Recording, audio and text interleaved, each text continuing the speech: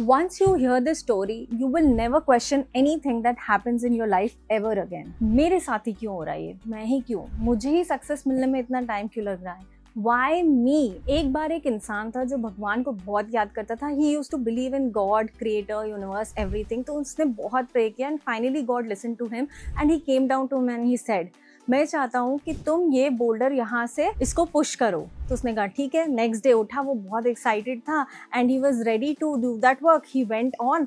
उसने घर के रास्ते में एक बोल्डर बहुत बड़ा देखा. उसने कहा इसको मैं अब पुश करूँगा रोज़.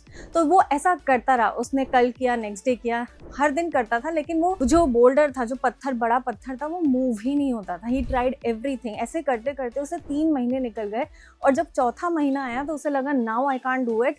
डन. इससे कोई फ़ायदा नहीं हुआ. ये 1 इंच भी मूव नहीं हुआ यहाँ से.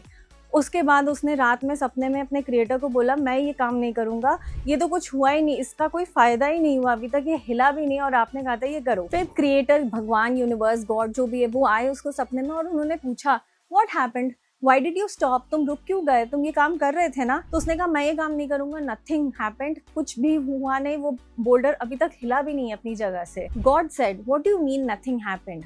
देखो तुम कितना बदल गए हो, तुम कितने फोकस्ड हो गए हो, कितने डिटरमाइंड हो गए हो, तुम बहुत रेजिलिएंट हो गए हो, तुम बहुत पावरफुल हो गए. तुम्हें मसल्स देखो कितनी स्ट्रांग हो गई है और तुम कितना बदल चुके हो उस दिन से जब तुमने ये काम करना शुरू किया था और आज में. You have changed completely. फिर क्रिएटर ने कहा besides I didn't tell you to move the boulder, I told you to push the boulder and I will move it when the time is right. Share it with a friend of yours who still says why me, या ये मेरे साथ ही क्यों हो रहा है.